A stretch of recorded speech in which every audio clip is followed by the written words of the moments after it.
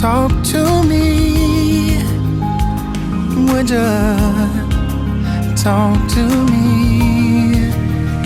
Ooh, yeah, talk to me.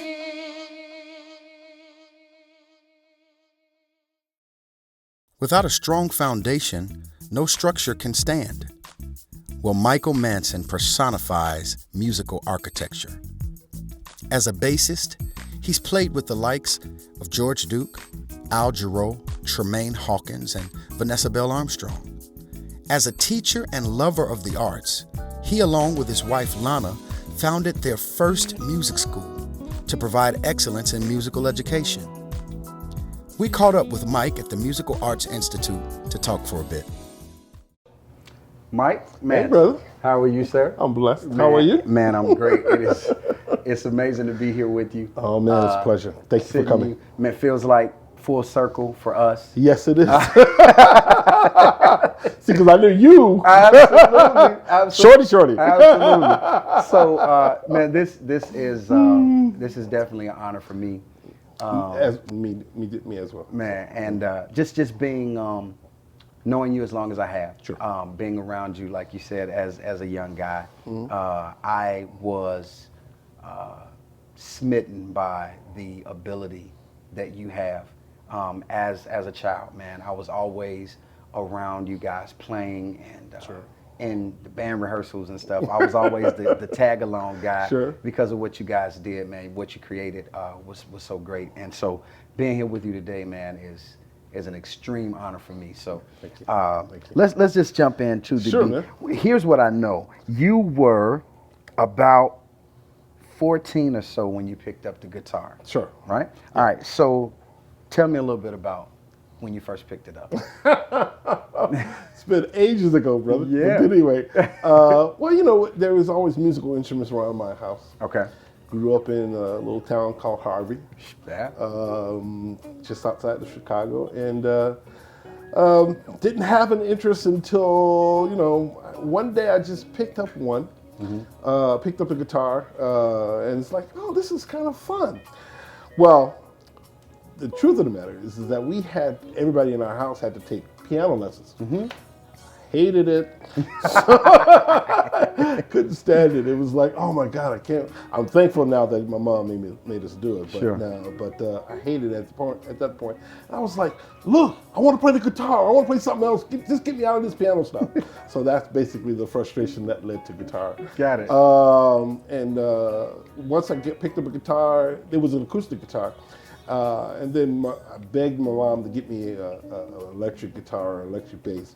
And she wound up buying us a $25 bass. Okay. And $25 amp.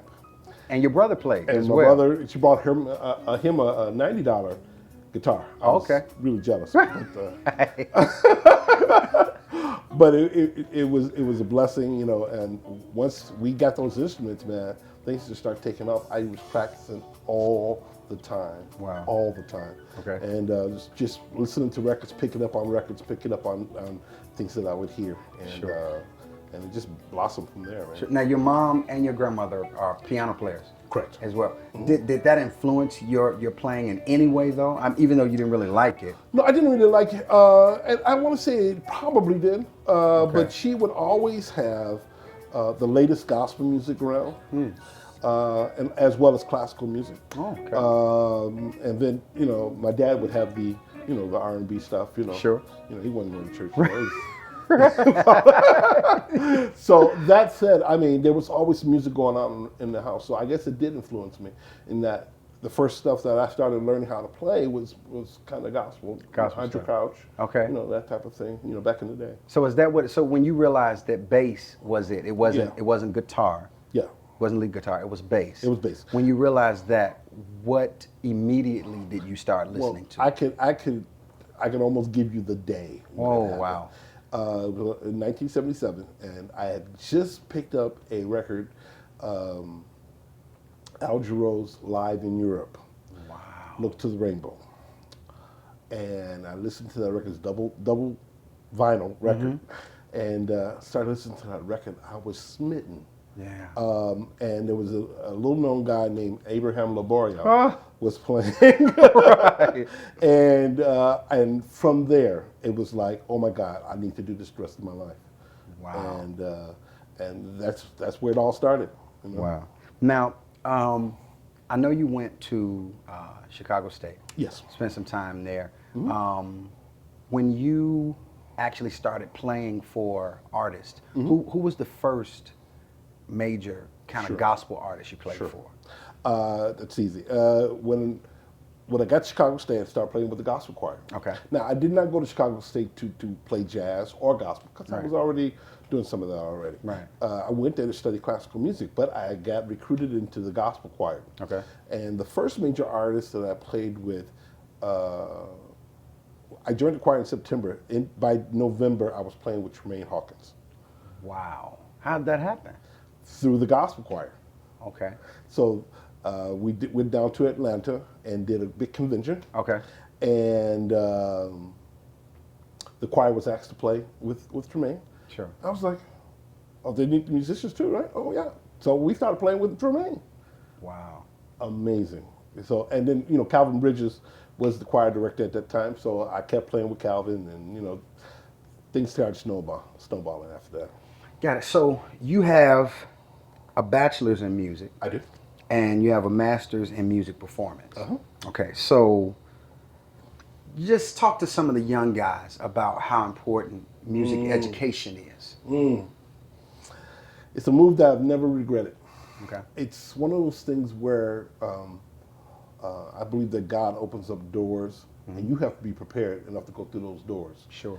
And the education part, being able to read music, being able to analyze music, being able to create music that is theoretically correct, Right. meant everything to me. Wow. I can safely say that every major gig that I've gotten, that I've played for, has been because I can read music. Wow. And that I can actually decipher and analyze. And that's what my education is for. Yeah. You know, I have a wide background. Sure. Because my classical background is just as big as my gospel background Right. and my jazz background. So the young guy, 14, 15, 16 years old, who is phenomenal on bass Sure. right now, but doesn't really have a study kind of habit or a school education kind of acumen, what would you say to him if he's saying, hey, listen, I'm great, I'm good, my gift is great, I don't really need to go to school, Sure. I know everything I need to know, you know, I'm gigging with so-and-so right now, Certainly. so why do I need to stop this? I'm making a little money, Right. why do I need to stop this and go to school? Because there's a ceiling. And there always will be a ceiling. Got it. And I don't believe my God deals in ceilings. The sky is the limit. Come on. And anything that he puts you in, any situation that he puts you in, he expects you to excel. So if he puts you in a classical setting, he doesn't expect you to be, you know, we're supposed to be the head, not the tail. Absolutely. And so my point is to be able to be well-rounded enough to be prepared to do any musical situation. If you're a linguistic person, why wouldn't you study the language of the thing that you love so much? Absolutely, I agree. If you know, if you don't study, you know, you're just limiting yourself. You know, and agree. The sky is the limit, man. And, you know, you should be able to do anything that you want to do. Absolutely. Any situation that God's put you in. Sure. Now, okay, so we talked briefly about our background. Sure. So I met you officially around 91, 92 with the Soul Children of Chicago. And I was immediately fascinated with you and your ability. And I don't know that you know this, but you and a couple of more other guys that were there, you kind of helped introduce me to jazz music. No, you did. You did. Okay. You know, we hung out, and when we would travel, Yeah. you guys would be listening to the Yellow Jackets, to Spiral Gyra, to Joe Sample, to you guys put me on a group called Vital Information. Sure. Yeah, right. Wow. So you guys are listening to that stuff. I was not familiar Sure. with any of it, and I appreciate it the way I do today. Sure. Just being around you guys. And I don't know of any other bass player. I definitely haven't spent the time around a bass player that I've spent around you. I watched you guys rehearse and rehearse and rehearse, and I remember at the time you were working, I think, way up in Evanston. Yes, I somewhere. was teaching up at the Yeah, and so you guys would be rehearsing, and you would be there all kind of late hours. That was a commitment, brother. Yeah, man, and it just paid off, man. One of the songs that I recorded, that I actually sang with the Soul Children, was a song called "He Died for Me." Right. That was written by your wife. Yeah. So talk a little bit about that. That goes back Right. a little ways there, brother. Right. But yeah, it was one of those things where we were sitting around the house and we wanted to write a song. He said, "We're gonna write a song for Walter Whitman." And so let's come up with this little groove. And she wrote this song, man. And you laid the fire to it, brother. What can I tell you? You know, but the groove was infectious. Oh yeah. The song ministered to people and reminded people of just what Jesus did for us on the cross. Sure. Talk to us just a little bit about your time with the Soul Children. I know obviously you played for many other. Well, that was all hard. Okay. You know, there was the economic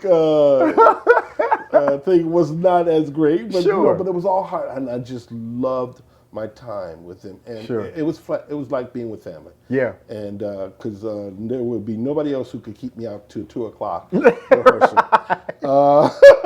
2 o'clock in the morning, just rehearsing. Right.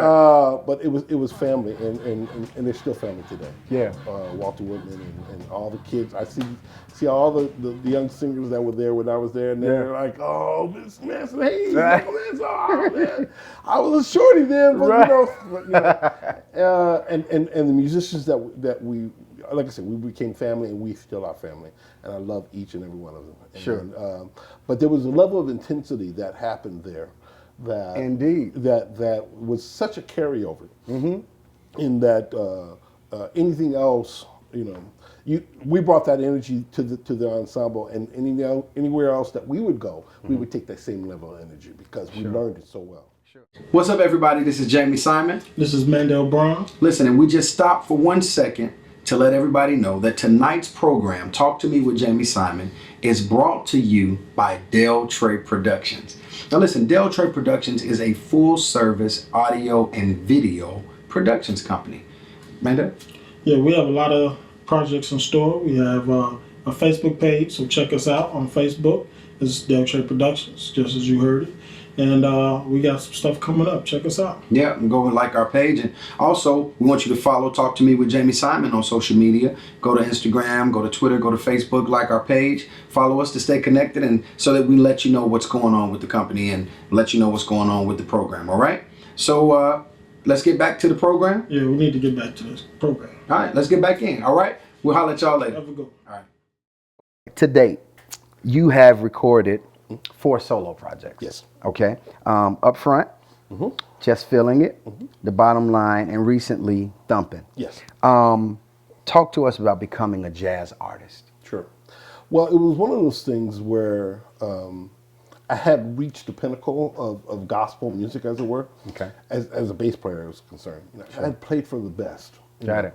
I mean, I played with Jesse Dixon and James Cleveland. I did a song on the Winans record. I used to play with Vanessa Bell Armstrong back when she was on top of the game. Absolutely. Got to the top of the game and was still unfulfilled. It was an amazing thing. Wow. And I was seeking the Lord about what to do. So I took some time off and prayed about it. Okay. Didn't play, you know.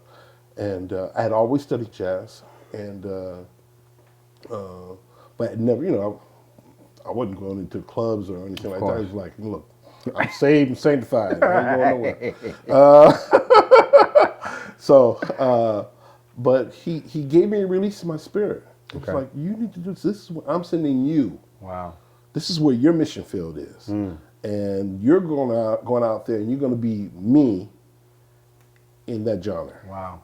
And so he gave me the green light, and around about that time, that's around 1997, I got a call from Kirk Whalum and George Duke to play on the gospel, court, and the jazz, Wow. which turned out to be my bridge between gospel and jazz.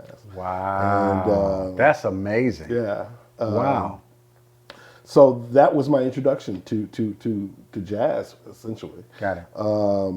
And they kind of from that record, you know, I had some good friends there named Brian Culbertson and Steve Cole, who encouraged me to do my own record. You know, because I was playing with all these guys, and my name was getting out there, Right. and you know, kind of opened up some really, really nice doors for me. Sure. So I started recording for myself in 2002, and all of my friends came to the table on my record. Wow. You know, Kirk Whalum and George Duke and Brian Culbertson, all the guys that I had grew up Right. when we were with the Soul Children. Exactly. Like, oh my God, Listening he's to so these great. guys. Exactly. And they came to the table and said, hey man, I'm with you. Wow. I ain't gonna charge you nothing. I'm coming to the table with me. And so they did, man. And now we're 4 albums later, and it's still going, man. Wow. So, okay, if you were not playing music, what would you be doing? Ooh, loaded question. I really don't know, man. I really don't know. I mean, I love psychology. I love reading about psychology. Maybe I would have been a psychologist or something like that, the study of the mind or behaviors. But I can't even fathom that. I get it. You know, I get it. Yeah, I get up every day, and I'm so blessed to do what I do every day. Sure. I can't think of doing anything else. Right. Now, a few years ago, you and your wife started your own music school. Yes. Which is where we're sitting today. Right. Talk to me about that, man. How did that happen? How'd that come together? Well, you know, like you said, I spent some years teaching after I got out of Northwestern. I spent a couple years teaching, and I was performing and teaching at the same time. I was running myself ragged. So I stopped with teaching and started just performing, period. Okay. And after that, I came back. I was between records, between the Upfront record and Thumpin'. Okay. And so I said, I'm gonna teach a little bit. So I taught for a year in Chicago, at Chicago Public School System. Got it. And the travesty that I saw there was completely amazing. In that there was no place for kids to come and experience excellence in music education, to have an outlet where if they were good, where they could really express themselves. Sure. And then I saw the travesty of you know, I saw some 13-year-old fifth graders. Wrap your head around that. And I was like, who were talented. Wow. And just had no place to go. Right. I was like, this is crazy. Yeah. We cannot go out like this. So Wow. I have I have an education degree. Sure. My wife does as well. Yeah. We're like, we're going to do this. Yeah. And we got some help from a church. They donated a place to us. Yeah. And we're steady giving, you know, donations to have equipment here. And this is just a place where excellence is expected and encouraged. Wow. For our children. Now we're up to like 175 students. Wow. And the Lord is just really doing something. Did you ever imagine when you were that 14-year-old guy that you would not only be playing, but you'd have your own school teaching music? You know, I couldn't fathom that. But there was a teacher when I was 13 years old. His name was Herman Bowden. Now his name is Mwata Bowden. Okay. But who literally said, you could do this for the rest of your life. You're that good. Wow. And I believed him. And I want to be that for somebody else. Wow, man, that's amazing. Wow. I have as long as I've known you, I have obviously seen you do some extraordinary things musically. I have also seen you as a man battle some very tumultuous situations. Sure. You've had some very huge issues to hit your life. Sure. Talk to us briefly about that and how your faith in God kept you grounded through that? Sure. Yeah, there was a rough time. Yeah. A couple rough times, and Yeah. I think that being grounded in the Word of God Yeah. was literally the things that I would have to focus on a daily. Sure. The Bible talks about the daily renewing of your mind. Yeah. I would have to do that. That was a necessary thing because the things that were going on in my life, losing a child, losing two brothers, and an autistic child, basically all in the span of 3 weeks. Wow. Me and my wife, we held hands, we prayed, and we just read the Word together. Mike, how do you get through losing brothers, losing a son? Mm-hmm. How do you get through that with your mind intact? Like I said, you have to renew your mind basically, and it takes a lot of focus. Needless to say that there's always going to be some questions. Sure. There's always going to be some. There's times when I ask God, "Hey, look, really, what were you thinking?" Right. yeah. You're planning this, Right. really? You want to, expose a little bit of that to me? Ooh, man. But faith is just rooted in Him, Yeah. and trust His sovereignty, and that's how that goes. I hear you. I'm going to give you a name, and I just want you to say the first thing that comes to your mind. All right? Al Jarreau. You can be what you want to, and all you need is to get your boogie down. It's my brother. Okay. I love him so much. I really do. We've grown to be so close. Wow. And over the years, we've done so much together. And I just love him. He's just a sweetheart of a guy. Got it. The Winans.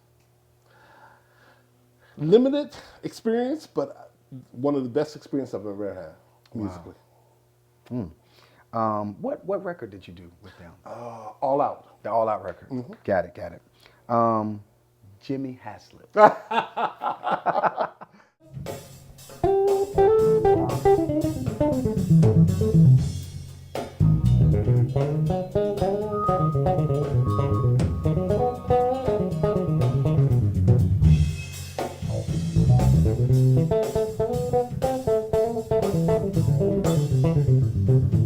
A good friend. Tremendous influence. Okay. I love approaching the bass technically like he does. Wow. George Duke. So you're gonna make me cry. Come on, man. He's family, Man. and I will always be his disciple, and I love that brother more than words. Those words can't even describe how much I love him. Talk to us about that, man, because I know that particular time and that moment with you guys being together. Just talk to us about. Well, I mean, I played with him for over 17 years, and I grew to know him musically. I knew his heart. I knew him musically. I knew his family. I knew everything about him. He knew me. Yeah. And he wanted to know me. And he's a guy who has sold millions of records. But he's down to earth enough and respects my talent enough to be my brother. Wow. And we're long distance brothers. We were long distance brothers. I'm in Chicago and he's in LA. Right. But I would fly out there at least twice a month and we'd just hang and eat and talk about people and just have a ball. And then on the road, I mean, we were hanging brothers. Yeah. We were like inseparable, basically. What did you learn from George Duke about music? The biggest lesson. Because once we get past all of our technical ability, what remains is our spirit in our heart. Because there's a lot of guys out there who are better than I am, and I'm cool with that. I mean, I'm always going to be integral about my instrument and the way I make music. Right. but there's no, there's nobody gonna be able to play with as much heart as I. Come on, that's what I. And that's what George did. George was technically a beast. Yes. But his heart outweighed all of that. You felt it. You felt everything that he played. Yeah. And if I could do that in my lifetime, where people feel exactly what I'm feeling through my music, mission accomplished. Wow. The last name I have on my list is Lana Manson. That's my heart. I tell you, we love each other so much, and we've been through so much together. Sure. And I promise you, she knows every beat of my heart. I'm certain. And I know every beat of hers. Yeah. And our goal is to grow old together with our gray hairs and making music and letting people feel who we are, and music that will live far beyond our lifetimes and our lifespans. Sure. And so that the next generation will feel the joy that we felt. Yeah. In love and in music. Yeah. How long you guys been married? 28 years. 28 years. And this society is more than a notion. Yes, it is. Especially being a musician. Sure, absolutely. Absolutely. A word. Tell me what it means to you. Groove. Heartbeat. It's the grid where all of our musical heart and spirit, that groove is the grid. It's the heartbeat. It's the rhythm. It's where everything takes off. This is a question I like to ask and basically end with. Did you choose music, or did music choose you? I don't think I chose music. You see my size. I was supposed to be a football player. Did you play football at all? Yeah, I played football. Oh, cool. Yeah, I was a linebacker. Oh, wow. Wow. But music chose me, and I'm so glad. Wow. Yeah. Wow. Well, listen, man, like I said, it has been an amazing pleasure to sit with you, to talk to you, to share some of your experiences. And I'm certain when people watch this and see what you have done and just who you are as a man, as well as a master musician, that some young kid that's coming up will be inspired as much as you guys have inspired me. I'm no musician like you guys, but the music that was in you guys always inspired me, man. And so I'm just glad to know you. Well, I'm glad to be in the same, well. same city with you, man. That's And in the same family with you. I appreciate you, Mike. Thank you so much. Yes, my for pleasure. This time. My pleasure. Appreciate it. All Yeah. right. Talk to me, would you? Talk to me.